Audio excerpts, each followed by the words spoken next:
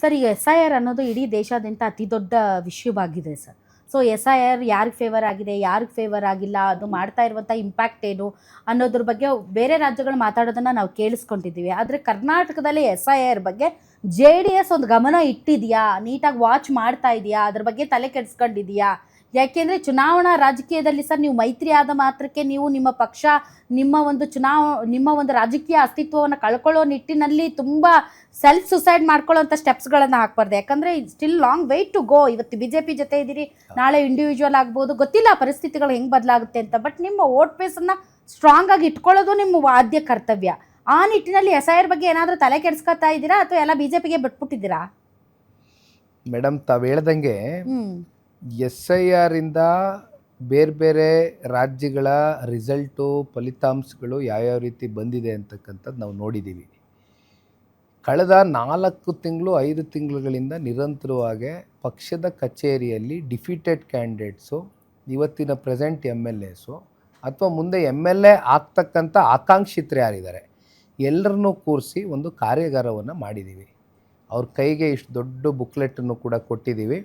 ಜೊತೆಯಲ್ಲಿ ಯಾರ್ಯಾರಿಗೆ ಅರ್ಥ ಆಗಲಿಲ್ಲ ಬಿಡಿಸೇಳುವಂಥ ಪ್ರಯತ್ನಗಳು ಕೂಡ ಕ್ಷೇತ್ರ ವ್ಯಾಪ್ತಿ BLA 2ಗಳು, BLA ಅಂತಕ್ಕಂಥ ರೆಪ್ರೆಸೆಂಟೇಷನ್ನು ನಮ್ಮ ಪಾರ್ಟಿ ಆಫೀಸಿಗೆ ಕಳಿಸ್ಕೊಡ್ತಾ ಇದ್ದಂಗೆ ನಮ್ಮ ವಕ್ತಾರರುಗಳೇನಿದ್ದಾರೆ ರಾಜ್ಯ ಮಟ್ಟದಲ್ಲಿ, ಅವರು ಆಯಾ ಕ್ಷೇತ್ರ ವ್ಯಾಪ್ತಿಗೆ ಹೋಗಿ ಆ ಕಾರ್ಯಾಗಾರದ ಮೂಲಕ ತಿಳುವಳಿಕೆಯನ್ನು ಮೂಡಿಸ್ತಕ್ಕಂಥ ಕೆಲಸ ಬಹಳ ಗಟ್ಟಿಯಾಗಿ ಮಾಡ್ತಾ ಇದ್ದೀವಿ. ಬಿಕಾಸ್ ವಿ ನೋ ಆ result 20,000 on on average, 40,000 on on average ತಮಿಳ್ನಾಡಲ್ಲಿ ಎಷ್ಟು ಡಿಲೀಟ್ ಆಯಿತು, ಪಶ್ಚಿಮ ಬಂಗಾಳದಲ್ಲಿ ಎಷ್ಟು ಡಿಲೀಟ್ ಆಯಿತು, ಬೇರೆ ಬೇರೆ ರಾಜ್ಯಗಳಲ್ಲಿ ಏನೇನಾಗಿದೆ, ಅದರಿಂದ ಪರಿಸ್ಥಿತಿಗಳು ಎಲ್ಲಿಗೆ ಬಂದು ನಿಂತ್ಕೊಳ್ತು ಅಂತಕ್ಕಂಥ ಅರಿವು ಸಂಪೂರ್ಣವಾಗಿ ನಮಗಿದೆ. ಹಾಗಾಗಿ ನಾವು ಅದ್ರ ಬಗ್ಗೆ ಪೂರಕವಾಗಿ ಹೆಜ್ಜೆ ಆಗ್ತಾ ಇದ್ದೀವಿ ಮೇಡಮ್. ಸರ್, ಈಗ ಸಿದ್ದರಾಮಯ್ಯನವ್ರ ಗೌರ್ಮೆಂಟ್ಗೆ 3.25 ವರ್ಷ ಆಯಿತು ಅಂತ ತಾವು ಹೇಳ್ತಾ ಇದ್ದೀರಿ. ಸೊ ಏನು ಹೇಳ್ತೀರಿ ಸಿದ್ದರಾಮಯ್ಯನವರ ಆಡಳಿತದ ಬಗ್ಗೆ? 2013 ಮತ್ತು 2018 ಮಧ್ಯೆ ಇದ್ದಂಥ ಸಿದ್ದರಾಮಯ್ಯನವರ ಆಡಳಿತವೇ ಬೇರೆ, ಇವತ್ತಿನ ಆಡಳಿತವೇ ಬೇರೆ. ಎಲ್ಲೋ ಒಂದು ಕಡೆ ವಿಷನ್ ಇಲ್ದಿರ ಸುಮ್ಮನೆ ಮುಖ್ಯಮಂತ್ರಿ ಕುರ್ಚಿನಲ್ಲಿ ನಾನು ಕೂಡ ಕೂತ್ಕೊಂಡು ಕಾಲ ಕಳಿಬೇಕು ಅಂತಕ್ಕಂಥ ಮನಸ್ಥಿತಿಯನ್ನು ಮಾನ್ಯ ಸಿದ್ದರಾಮಯ್ಯನವರು ಇಟ್ಕೊಂಡಿದ್ದಾರೆ ಅಂತಕ್ಕಂಥದ್ದು ಇವತ್ತು ನಾನು ಹೇಳ್ತಕ್ಕಂಥದ್ದು ಕೂಡ ನನಗೆ ನೋವು ಆಗ್ತದೆ. ಯಾಕೆಂದರೆ ಕಳೆದ 3 ವರ್ಷದಲ್ಲಿ ಮೇಡಮ್ ಪ್ರತಿ ವರ್ಷ 1 ಲಕ್ಷ ಕೋಟಿ ಸಾಲ ಮಾಡಿದ್ದಾರೆ. ಸಿದ್ದರಾಮಯ್ಯನವರ ಅವಧಿನಲ್ಲೇ ನಾವು ಮಾತನಾಡ್ತಕ್ಕಂಥದ್ದಾದರೆ 8,24,000 ಕೋಟಿ ಸಾಲದಲ್ಲಿ 5 ಲಕ್ಷ ಕೋಟಿ ಸಾಲ 2013, 18 ಸೇರಿ ಈ 3.25 ವರ್ಷ ಸೇರಿ 5 ಲಕ್ಷಕ್ಕೂ ಹೆಚ್ಚು ಸಾಲವನ್ನು ಮಾನ್ಯ ಸಿದ್ದರಾಮಯ್ಯ ಅವರು ಮಾಡಿರ್ತಕ್ಕಂಥದ್ದೇ ನಮ್ಮ ರಾಜ್ಯಕ್ಕೆ ಕೊಟ್ಟಿರ್ತಕ್ಕಂಥ ಕೊಡುಗೆ. ನಾನು ಗ್ಯಾರಂಟಿಗಳ ಬಗ್ಗೆ ನಾನು ಅಪಸ್ವರ ಎತ್ತಕ್ಕಂಥ ಪ್ರಶ್ನೆ ಇಲ್ಲ. ಈಗ ವರ್ಷಕ್ಕೆ 55,000 ಕೋಟಿ ಗ್ಯಾರಂಟಿ ಸ್ಕೀಮ್ಸ್ಗೆ ಹೊಂದಿಸ್ಬೇಕಾಗ್ತದೆ.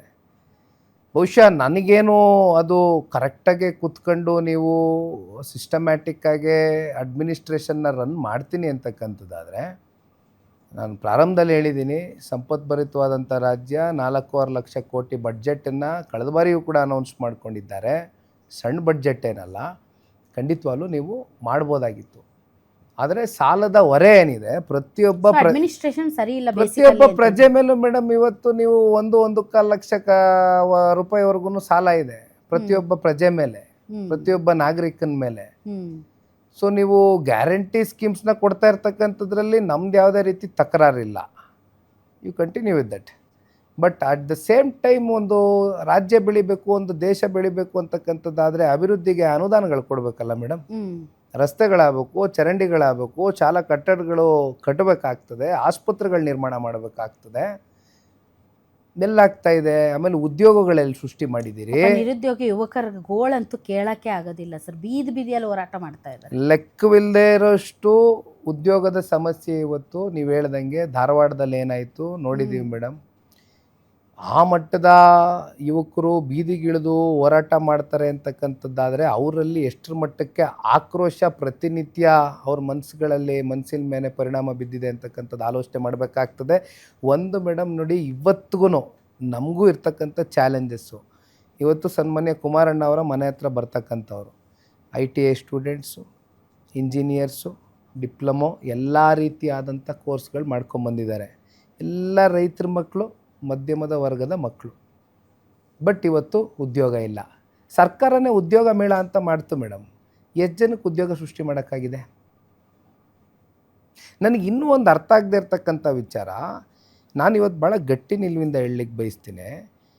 ಒಂದು ಪ್ರಾದೇಶಿಕ ಪಕ್ಷ ಆಗಿ ಸ್ಥಳೀಯವಾಗಿ ಉದ್ಯೋಗ ಎಷ್ಟು ಜನಕ್ಕೆ ಸೃಷ್ಟಿಯಾಗ್ತಾ ಇದೆ ಅಂತಕ್ಕಂಥದ್ದು ನಾನು ಕೂತ್ಕೊಂಡು ಆಲೋಚನೆ ಮಾಡ್ತಾ ಇರ್ತೀನಿ. ನಾನು ಹೋರಾಟ ಮಾಡ್ತೀನಿ ಮುಂದಿನ ದಿನಗಳಲ್ಲಿ ಈ ವಿಚಾರವಾಗಿ. ಯಾಕೆಂದರೆ ಕಂಪ್ನಿಗಳ ಸ್ಥಾಪನೆ ಆಗಿದೆ.